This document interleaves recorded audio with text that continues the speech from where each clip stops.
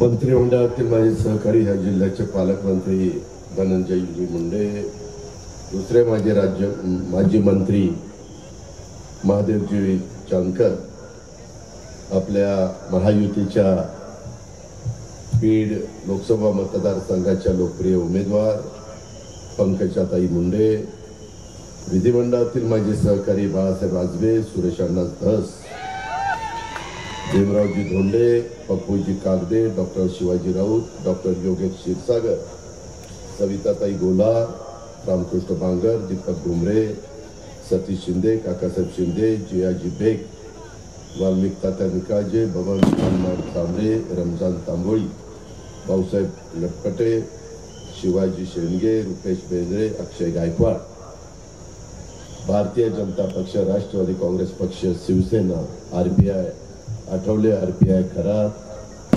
त्यामध्ये मनसे, रासप, सगळेच आमचे महायुतीमध्ये सहभागी झालेले सर्व राजकीय पक्षाचे उपस्थित असणारे सन्माननीय पदाधिकारी, जमलेले तमाम मतदार बंधू भगिनी, पत्रकार मित्र आणि माझ्या तरुण मित्रांनो,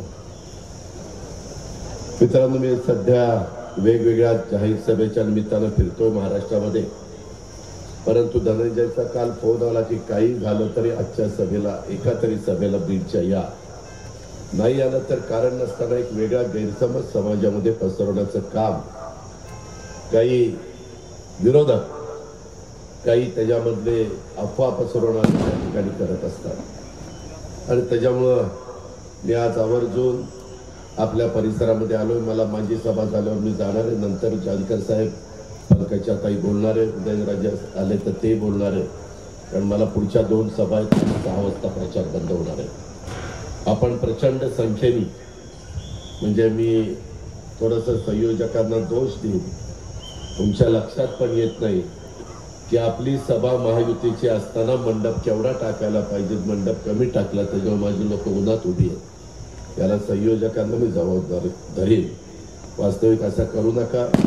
भर उन्हा आहे, ते 40-42 पर्यंत टेम्परेचर जात आहे.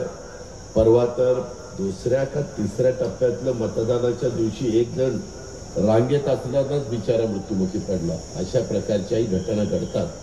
त्याच्यामुळे आपण सगळ्यांनी काळजी घ्यावी, अशा प्रकारची सुरुवातीलाच मी आपल्याला विनंती करेन. मित्रांनो, बीड लोकसभेचं नेतृत्व लोकनेते गोपीनाथराव मुंडे साहेबांनी केलं होतं. सर्व समाजाला बरोबर घेऊन जाणारा, चालणारा अशा प्रकारचा हा लोकनेता एक मराठवाड्याचं तसं बघितलं तर दैवतच होतं. प्रथमतः मी त्यांना आदरांजली अर्पण करतो. याच मतदारसंघातनं मला आठवतंय, मला राजकारणाच्या थोडंसं आवड आहे आणि त्याच्यामुळं 1967 साली क्रांतिसिंह नाना पाटील यांना देखील लोकसभेमध्ये निवडून पाठवलं. क्रांतिसिंह नाना पाटील सांगली सातारचे, परंतु जनहितासाठी संघर्ष करणाऱ्या नेतृत्वांना हा मतदारसंघ कायम साथ देत आलेला आहे. अशा प्रकारचा आपला बीड जिल्ह्याचा इतिहास आहे. मित्रांनो, बीड लोकसभेच्यासाठी 13 मेला मतदान होणार आहे. आपल्या महायुतीच्या उमेदवार पंकजाताई मुंडे या भाजपच्या कमळ चिन्हावर निवडणूक लढवतात. बीड जिल्ह्याच्या जनतेसाठी न्याय आणि हक्कासाठी पंकजा मुंडे या कायमच भूमिका घेऊन लढत आहेत, हे आपण सगळ्यांनी पाहिलेलं आहे. पंकजा मुंडे या स्वर्गीय गोपीनाथ मुंडे साहेबांच्या संघर्षाचा आणि विचारांचा वसा घेऊन वाटचाल करतायत, त्याबद्दल मी त्यांना मनापासून धन्यवाद देतो. आता छत्रपती शिवाजी महाराजांचे 13वे वंशज श्रीमंत छत्रपती उदयनराजे भोसले या ठिकाणी आले. मी आपल्या सर्वांच्या वतीनं त्यांचं मनापासून स्वागत करतो.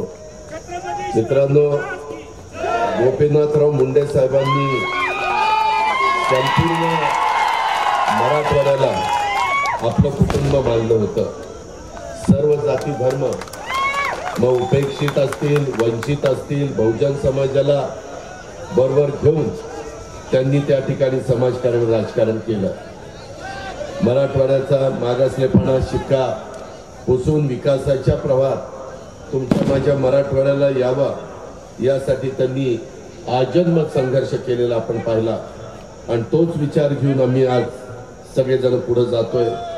सर्व जाती धर्माचे बंधुभाव टिकून राहावा यासाठी देखील अगदी छोट्या छोट्या समाजाला घटक असला तरी त्याला न्याय देण्यासाठी आम्ही महायुतीच्या माध्यमातून सरकारच्या माध्यमातून एकनाथराव शिंदे देवेंद्रजी मी आणि आमचे सगळे सहकारी काम करतायत। मित्रांनो, हे काम करत असताना मला आपल्याला एक गोष्ट सांगायची। कालच मनसेचे प्रमुख राज ठाकरेंची सभा होती। मी त्या सभेला नव्हतो, माझ्या वेगळ्या सभा होत्या, परंतु त्यांनी सभेमध्ये सांगितलं त्यांची माझी राजकीय भूमिका वेगळी, आम्ही दोघं आपापले पक्ष चालवतो।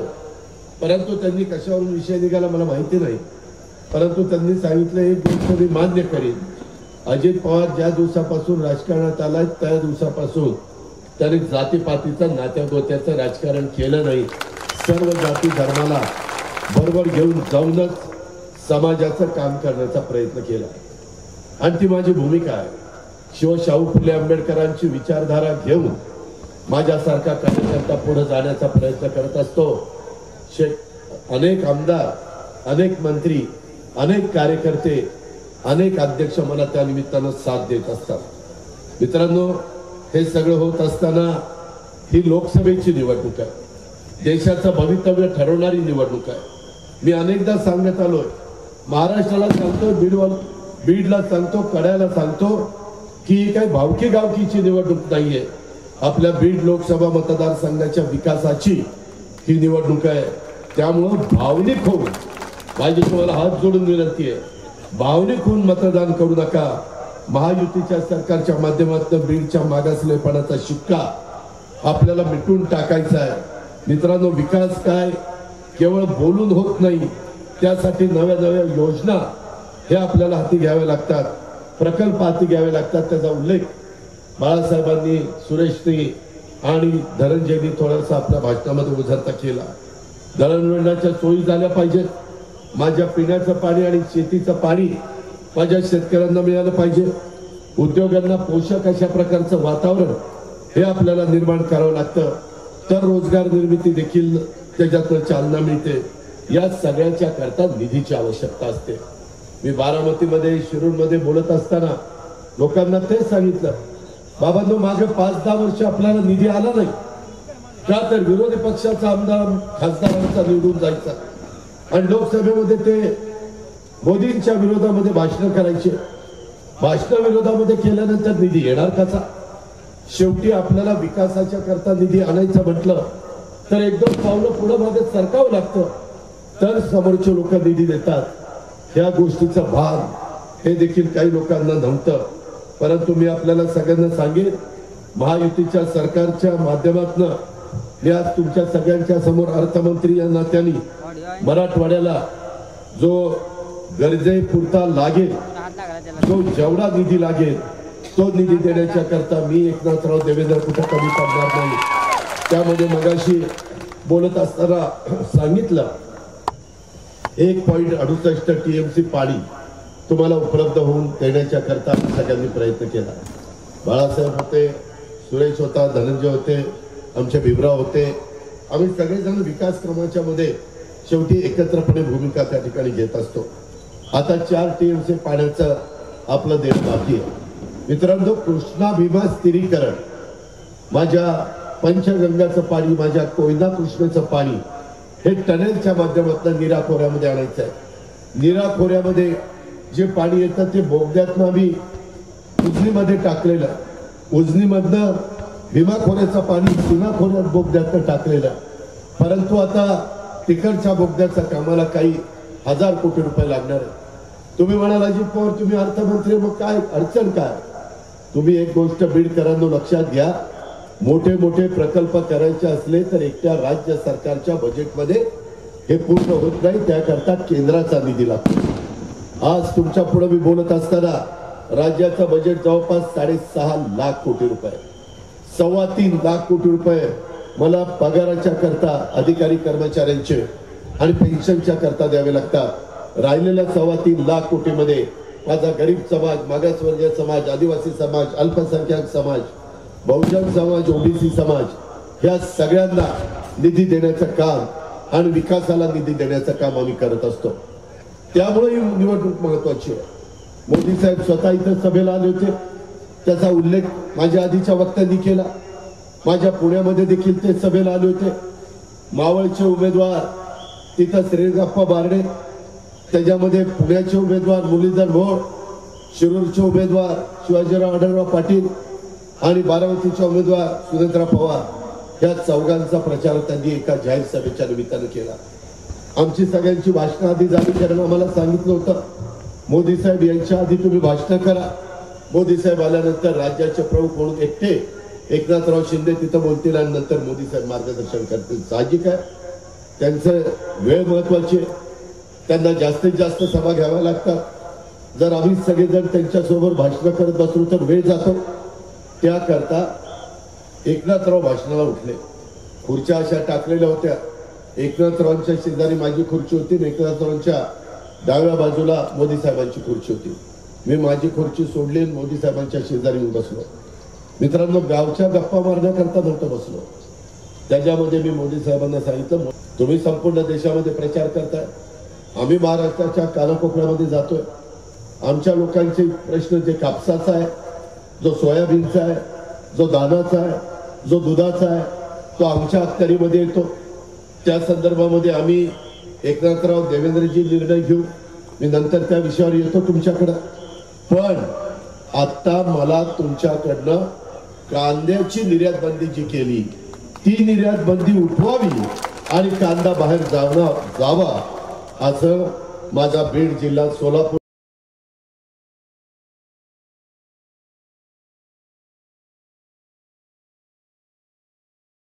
जिल्हा, माझा पुणे जिल्हा, नाशिक जिल्हा, या सगळ्या नगर जिल्हा, या सगळ्या भागामध्ये आमचा शेतकरी कांदा उत्पादक आहे आणि त्याला 2 पैसे मिळत असतात. त्याचा प्रपंच त्याच्यावर आहे, त्याची मुलं बाळ त्याच्यावर आहे, त्याचा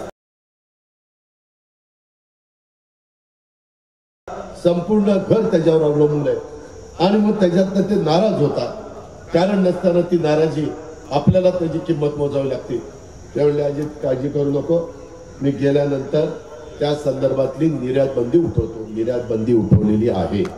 थोडा उशीर झाला मी मान्य करतो, परंतु आता इथून पुढच्या काळामध्ये मी देखील शेतकरी आहे, तुम्ही देखील शेतकरी आहे. शेतकरी तुमची माझी जात आहे, दुसरी कुठली जात आपली नाहीये. बाकीची जण स्वतःची राजकीय पोळी भाजून घेण्याच्या करता वेगवेगळ्या पद्धतीने सांगतात, आम्ही अमकं, आम्ही तमकं, आम्ही 96 कोळी आणि आम्ही काय 92 कोळी वाटलो का काय. उगीच काहीतरी गप्पा हाणायच्या. आम्हाला पण बोलता येतं, परंतु आम्ही तारतम्य ठेवून बोलत असतो.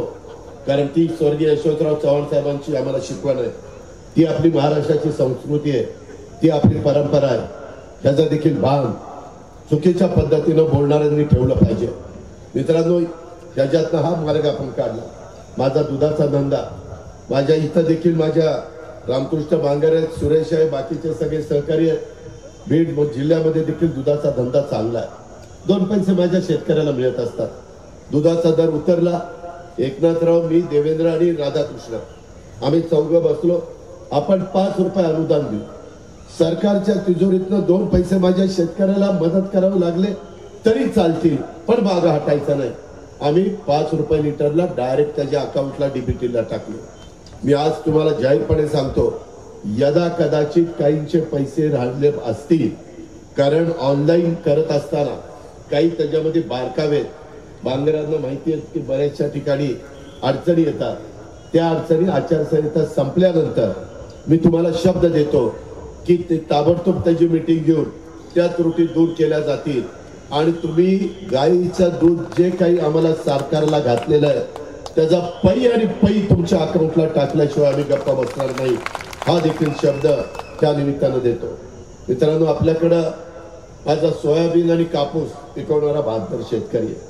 बऱ्याचदा त्याची शेतीवाडी या पावसावर अवलंबून असते. यंदा हवामान खात्याने सांगितलंय वेळेपूर्वीच मान्सून त्या ठिकाणी येईल. प्री मान्सून सुरू झाला. काल माझ्या पुण्यामध्ये पण बरा पाऊस पडला, परंतु वारं सुटतंय, थोडंफार नुकसान पण होतंय. पण पावसाची गरज आहे, गारव्याची गरज आहे, पाण्याची गरज आहे आणि त्याच्यामुळे सगळेजण आपण तिकडं डोळे लावून बसलेलो आहे. मित्रांनो, ह्याच्यामध्ये आम्ही ज्यावेळेस कॅबिनेट घ्यायचो त्यावेळेस आचारसंहिता लागली होती, आम्हाला सगळं माहिती होतं. म्हणून आम्ही फटाफटा निर्णय घेत होतो. आणि त्यावेळेस आमच्या लक्षात आलं की माझ्या महाराष्ट्रातल्या कापूस उत्पादक शेतकऱ्याला आणि माझ्या सोयाबीन उत्पादक शेतकऱ्याला भाव कमी झालेले, त्याचा काही दोष नाहीये, भाव पडले. म्हणून आम्ही बजेट 4,000 कोटी रुपये बाजूला ठेवले.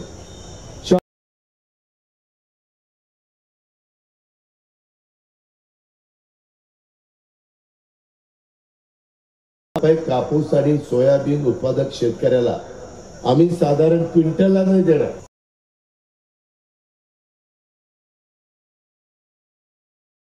आम्ही हेक्टरवर किंवा एकरावर किंवा अर्ध्या एकरावर जे तुमचं क्षेत्र आहे त्याच्यावर देणार आहोत.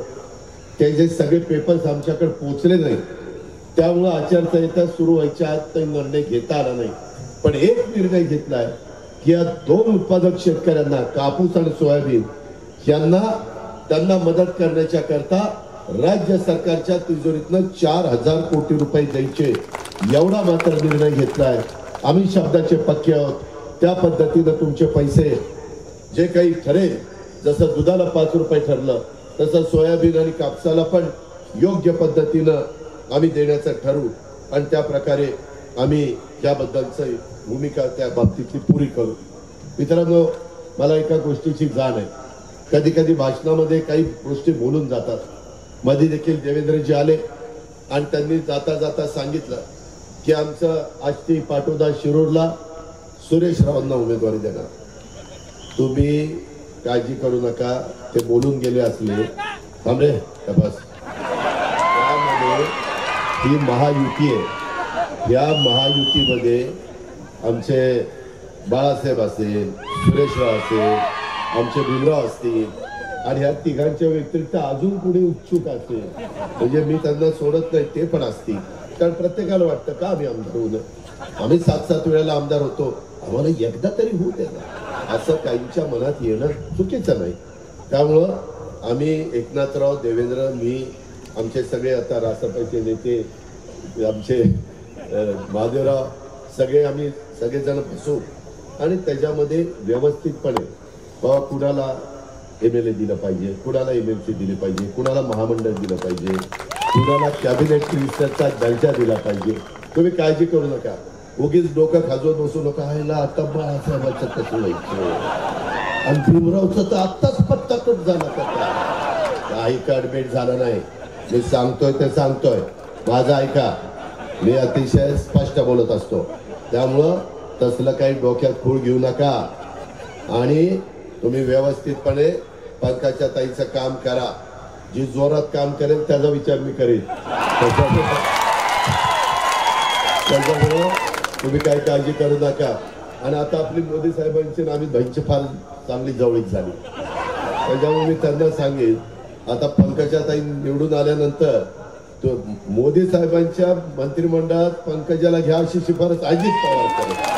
त्याच्यामुळे आपलं आता तिथं चालतंय, त्याच्यामुळे आपण चालवायचं.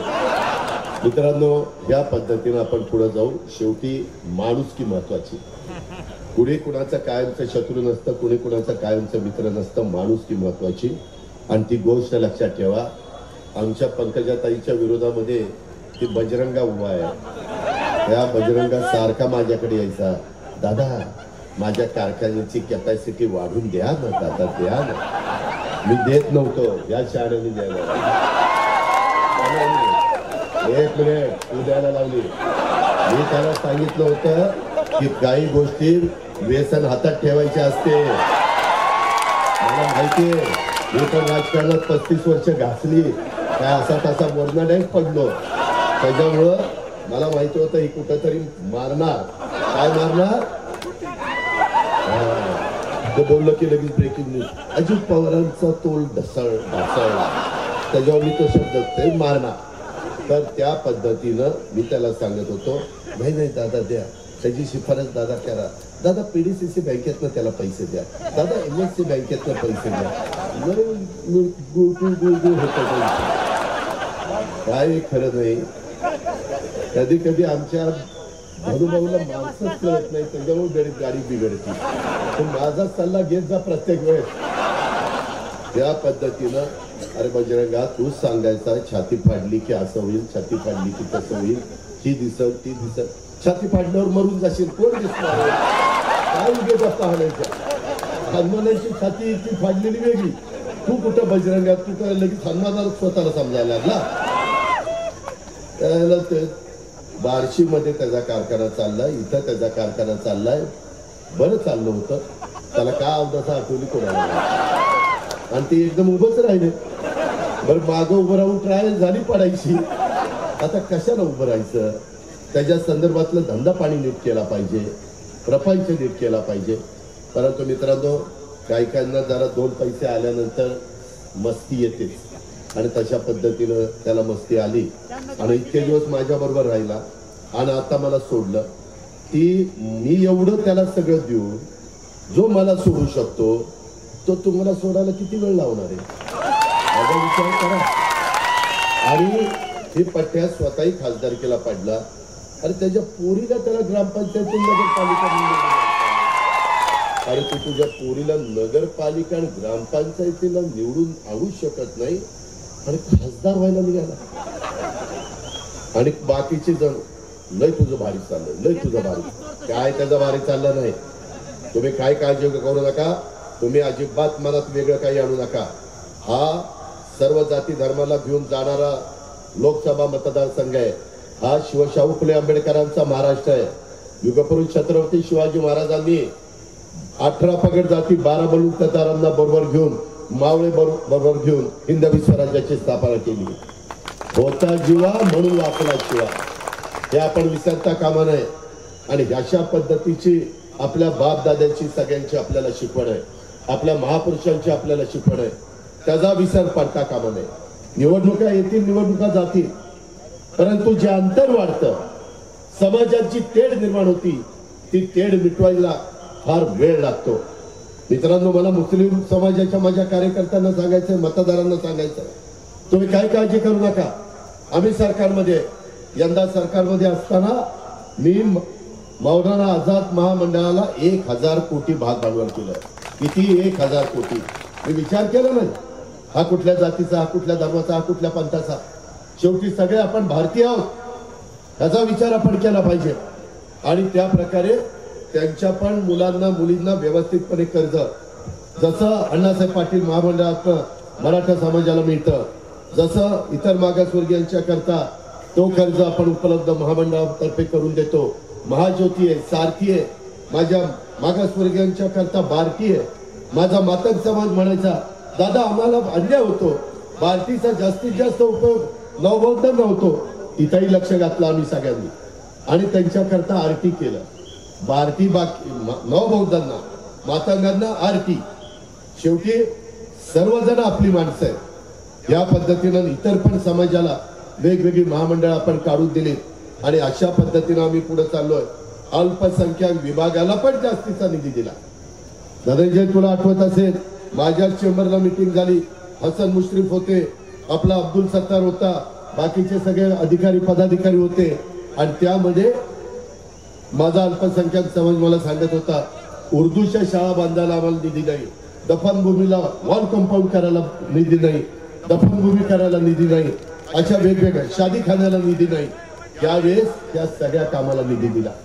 तुम्ही बघा, प्रत्येक ठिकाणी तुम्हाला निधी देण्याचं काम झालेलं आहे.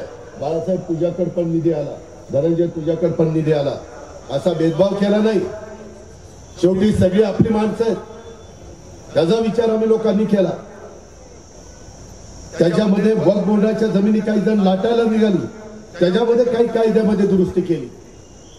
या पद्धतीनं आमचं काम चाललेलं आहे. मला अल्पसंख्याक समाजाला पण सांगायचं, तुम्ही घाबरू नका, आम्ही तुमच्या पाठीशी, तुमच्या केसाला कोणी धक्का लावणार नाही. हे काही काही सांगतात, अरे आता ही सरकार आलं की ह्यांना गोळा करतील, पाकिस्तानला पाठवतो.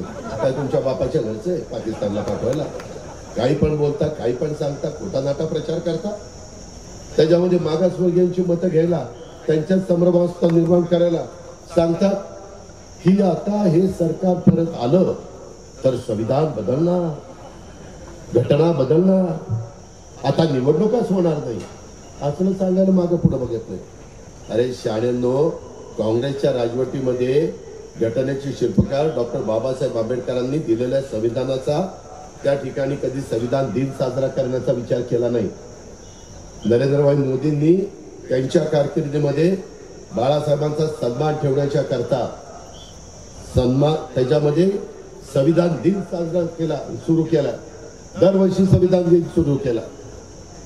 या काँग्रेसवाल्यांनी घटना लिहून घेतली, संविधान लिहून घेतलं आणि त्याच्यामध्ये बाबासाहेब जेव्हा उभे राहिले, काँग्रेसवाल्यांनी विरोधी खासदार उभा केला आणि बाबासाहेबांना पाडलं. तुम्हाला जर बाबासाहेबांच्या बद्दल एवढं प्रेम आहे आता दाखवता, तर हयात असताना त्यांना का पराभूत केलं, त्याला बिनविरोध निवडून दिला. महाराष्ट्रामध्ये इतिहास आहे काही लोकांना बिनविरोध निवडून द्यायचा. यंदा सुरतचा आणि मला वाटतं इंदोरचा खासदार बिनविरोध निवडून आलाय. ह्याची पण नोंद माझ्या मागासवर्गीय समाजाने या निवडणुकीच्या निमित्तानं घेतली पाहिजे असं मला आपल्याला सगळ्यांना सांगायचं. मित्रांनो, राष्ट्र मोठं झालं तर महाराष्ट्र मोठा होईल ही स्वर्गीय यशवंतराव चव्हाण साहेबांची भूमिका होती आणि आम्ही नेमकं त्याच रस्त्याने चाललो. आम्ही विकासाच्या करता ही भूमिका घेतली. त्याच्यामध्ये माझ्या शेवटच्या माणसाला पण मदत झाली पाहिजे हा आमचा दृष्टिकोन आहे. त्याच्यातनं केंद्रामध्ये पंकजाताई मुंडे गेल्या तर तिथं रेल्वेचे प्रश्न सोडवण्याच्या करता निधी आणण्याचं काम ते करतील. त्याच्या संदर्भामध्ये इतर बाबतीमध्ये नॅशनल हायवेची कामं असतील, आरो ब्रिजची कामं असतील. त्याच्यामध्ये आत्ताच मी आमच्या डॉक्टर क्षीरसागरांशी बोलत होतो. सोलापूर धुळे नॅशनल हायवे 52, बीडच्या बायपास दोन्ही बाजूला उड्डाणपूल ब्रिज आणि बायपास रोडवर service road. Doctor Yogesh Kshirsagar सांगत होते, दादा आत्ताच नितीन गडकरी साहेबांनी ते जाहीर केलं. त्याच्यामध्ये बीड शहरामध्ये नगरोत्थान टप्पा 3 17 रस्ते ते आपल्याला करायचे. आपलं मराठवाड्यातलं बीड जिल्हा महत्वाचा जिल्हा, शहराचं ठिकाण, जिल्ह्याचं ठिकाण. त्यामुळे याही बाबतीमध्ये डॉक्टर योगेश आपण काळजी करू नका, ते आमच्याच एकनाथराव शिंदेंच्याकडे ते काम आहे. आपल्या निवडणूक संपल्यानंतर, आचारसंहिता संपल्यानंतर मी धनंजय त्याच्यामध्ये पंकजाताई आम्ही सगळेजण जाऊन एकनाथरावांना सांगितलं तर एकनाथराव नाही म्हणणार नाही. हेही काम तुमच्या मार्गी लावू. आपल्याला शेवटी कामं करायची, आपण कामाची माणसं, आपण नुसतंच गप्पा मारणारी माणसं नाहीये. आपण लोकांना दिलेले शब्द पाळणारी माणसं आहोत. मित्रांनो, आज 18 पगड जाती 12 बलुतेदार, माझे मागासवर्गीय अल्पसंख्याक आदिवासी, माझा मराठा समाज सर्वांना सोबत घेऊन जाण्याची आमची सर्वांची भूमिका आहे. आज प्रत्येक समाजाकरता वेगवेगळ्या योजना आम्ही राबवतोय. 12 बलुतेदारांच्या करता केंद्राने विश्वकर्मा योजना आणलेली आहे. आम्ही त्याचा अधिक विस्तार करणार आहोत. विविध समाज घटकांच्या साठी आम्ही एकनाथराव शिंदे, देवेंद्रजी आम्ही सगळ्यांनी महामंडळ काढली. मराठा समाजाच्या करता सारथी आणि बाकीच्यांच्या करता इतर मागासवर्गीयांच्या करता महाज्योती, अशा वेगवेगळ्या पद्धतीने अल्पसंख्याक करता मौलाना आझाद महामंडळ आणि मातंग समाजाच्या करता आरटी, नवबद्धांच्या करता बार्टी, या सगळ्या गोष्टी आम्ही केलेल्या आहेत. त्याही गोष्टीचा विचार आपण सर्वांनी या निमित्ताने केला पाहिजे. मागाशी मला वाटतं सुरेशने सांगितलं दसनी की महाराष्ट्र लोकसेवा आयोगाने महाराष्ट्र राज्य पत्रित नागरी सेवा संयुक्त पूर्व परीक्षा 2024चं शुद्धीपत्रक जाहीर करून त्यामध्ये सामाजिक आणि शैक्षणिक दृष्ट्या मागास वर्गासाठी, ज्याला आपण SCBC म्हणतो, त्यांना आरक्षण लागू केलेलं आहे. 29 डिसेंबर 2023च्या जाहिरातीमध्ये 250 जागांची वाढ करत सुधारित जाहिरात प्रसिद्ध करण्यात आलेली आहे. आणि विशेष म्हणजे याच्यामध्ये मराठा समाजातील उमेदवारांना आता मागासवर्गीयांच्या करता लागू असलेल्या वयोमर्यादेतील सवलतींचा लाभ घेऊन वयोमर्यादा ओलांडीत असतानाही नव्याने अर्ज करता येणार आहे. शेवटी हे मराठा समाजाच्या करता देखील आम्ही करतोय. मी मगाशीच सांगितलं, आम्ही सर्वांच्या करता काम करतोय. आमची महायुती सरकारची भूमिका ही पारदर्शक पद्धतीची सरकारची आहे. आम्ही समन्वयाने सर्वांना बरोबर घेऊन काम करतोय. त्यामुळं कोणी संभ्रम पसरत असेल अशा अपप्रचाराला माझ्या बीड जिल्ह्याने, माझ्या आष्टी पाटोदा शिरूरने अजिबात बळी पडू नका। लोकसभेत या आपल्या महायुतीच्या विचारांचा खासदार आपण पाठवलं केंद्रात, आपण ठामपणे भूमिका मांडू शकतो। उद्या तिसऱ्यांदा नरेंद्र मोदी साहेबांना केंद्रात त्यांचं सरकार सत्तेवर येणार आहे, त्यामुळे आपण देखील महायुतीचा खासदार हा निवडून दिला पाहिजे, तरच आपले प्रश्न त्या ठिकाणी सुटू शकणार आहेत।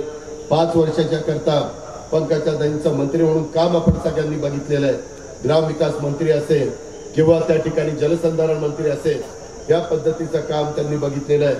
स्वर्गीय गोपीनाथ मुंडे साहेबांचा वसा आणि वारसा पुढे चालवण्याचं काम ते त्या ठिकाणी करतायत। त्यांना भरभक्कम पाठिंबा देण्याचं काम, आणि बीडकरांनो तुम्हाला ही संधी आलेली आहे, या निमित्तानं पंकजाताई मुंडेंचं 1 नंबरलाच नाव आहे। म्हणजे नशिबाने त्या मशीनमध्ये नंबर पण 1च आलेला आहे, त्याच्यामुळं आपण त्याच्याबद्दलची काळजी करू नका। आता आपल्याला नंबर 1नी त्यांना त्या ठिकाणी विजय करायचं, ते पवित्र काम तुमच्या प्रत्येकाच्या मतामध्ये, ते पवित्र मत तुम्ही त्या दिवशी कमळाच्या समोरील बटन दाबून त्या ठिकाणी विक्रमी मताधिक्याने विजय करा। जाता जाता एकच गोष्ट सांगतो, मगाशी बीड जिल्हा मध्यवर्ती सहकारी बँकेच्या संदर्भामध्ये धनंजय मुंडेंनी मुद्दा उपस्थित केला होता। मित्रांनो, मी देखील अतिशय चांगल्या पद्धतीने बँका चालवणारा एक कार्यकर्ता आहे। माझ्यावर आरोप झाले, मला क्लीन चिट मिळाली, पण माझी बदनामी झाली, मला त्याची जबरदस्त किंमत मोजावी लागली। ठीक आहे, राजकीय जीवनामध्ये काम करत असताना अशा प्रकारचे आरोप होतात, अनेकांच्यावर झाले, परंतु आम्ही सरळ मार्गी असताना देखील आम्हाला तिथं बदनाम करण्यात आलं। मित्रांनो, आज धनंजयनी आवाहन केलेलं आहे, मलाही माहिती आहे माझ्या शेतकऱ्यांना जास्तीच्या व्याजाने पैसे सावकाराकडनं घेऊन त्यांना शेतीवाडीचा व्यवसाय करता येत नाही, म्हणून आम्ही 0% व्याजाने कर्ज पुरवठा 3 लाखापर्यंत पीक कर्ज शेतकऱ्यांना देण्याचा निर्णय घेतला। परंतु राज्यातल्या काही बँकाच अडचणीत आहे, जशी तुमची बीड जिल्हा बँक अडचणीत आहे, जशी मागे वर्धा जिल्हा बँक, नागपूर जिल्हा बँक, बुलढाणा जिल्हा बँक ह्या त्या ठिकाणी अडचणीत आहे, सोलापूर जिल्हा बँक पण अडचणीत आहे। काही बँका आम्ही अडचणीत बाहेर काढल्या, बीड जिल्हा बुलढाणा जिल्हा बँक अडचणीत बाहेर काढली। मला माहितीच होतं की आमचा धनु भाऊ काहीतरी मुद्दा काढणार, त्याच्यामुळे मी आधीच आचारसंहिता लागायच्या आधीच सगळी माहिती घेतली होती। मी बीडकरांना एवढंच सांगतो की मागं जे काही झालं बीड जिल्हा मध्यवर्ती सहकारी बँकेचं झालं गेलं ते गंगेला मिळालं। आता चांगली लोक तिथं निवडून द्या। सध्या तर प्रशासकच आहे, जोपर्यंत टाळ्यावर येत नाही तोपर्यंत प्रशासक काढतच नाही, आणि त्या प्रशासकाकडनं प्रस्ताव आचारसंहिता संपल्यावर घेतो। त्याच्यामध्ये बीड जिल्हा बँकेला जसं राज्य सरकारने हमी दिली आणि तिथल्या शेतकऱ्यांना पीक कर्ज सुरू केलं, त्या पद्धतीनं माझ्या मराठवाड्याच्या 72 शेतकऱ्यांच्या करता जे 0% व्याजाने कर्ज पुरवठा पीक कर्जाला दिला गेला पाहिजे, तो वेळेत परतफेड करायची।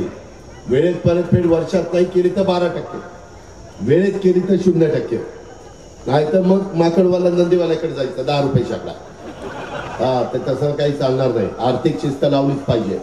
त्या पद्धतीनं आम्ही धनंजय आचारसंहिता संपल्या तुम्हाला भेट सहकार खातं आपल्याच दिलीप वळसे पाटलाकडे, सगळे अधिकारी बोलू, अर्थ मंत्रालय माझ्याकडेच आहे, MSC बँकेचे पण लोक बोलू आणि त्याच्यातनं मार्ग काढू।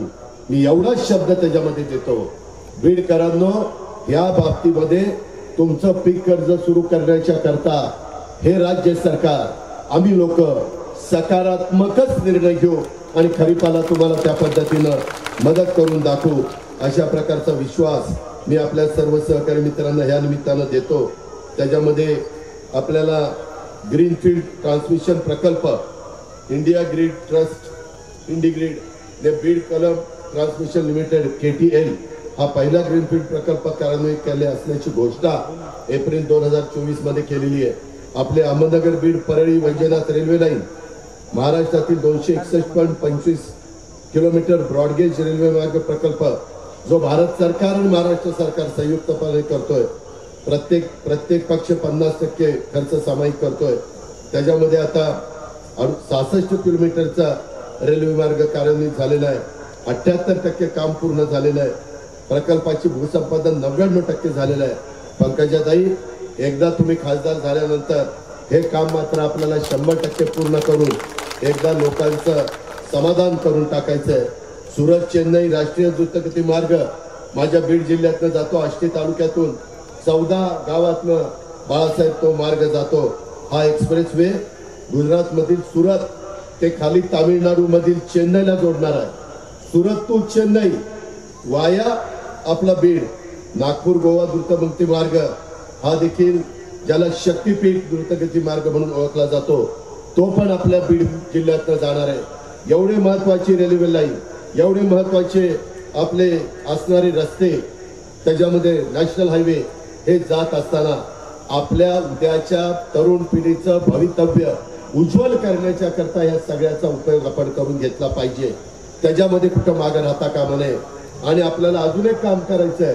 केंद्रामध्ये गेल्यानंतर खासदारांनी आपल्या इथं एक विमानतळ करायचंय, धावपट्टी, की कुठलंही विमान इथं उतरेल.